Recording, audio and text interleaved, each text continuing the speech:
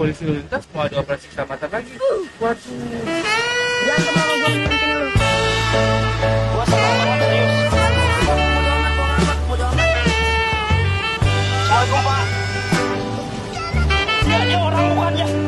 Sini gua menantang, sumpah. Gua menantang teman-teman. Aja, rugi dong. Bukan seperti itu ya.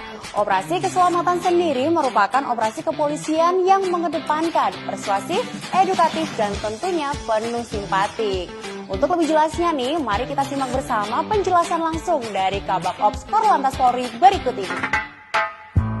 Sebentar lagi kita akan melakukan operasi kepolisian bidang lalu lintas dimulai tanggal 4 Maret 2024 sampai dengan 17 Maret 2024 selama 14 hari. Bertemakan keselamatan berlalu lintas guna terwujudnya Indonesia maju. Hal ini bertujuan untuk meningkatkan kedisiplinan masyarakat, menekan fatalitas kecelakaan, dan meminimalisir pelanggaran lalu lintas.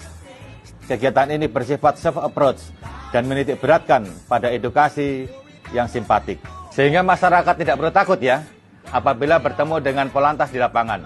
Dengan full senyum Polantas, kami akan melayani kalian 1 kali 24 jam. Stop pelanggaran, stop kecelakaan. Keselamatan untuk kemanusiaan. Salam presisi.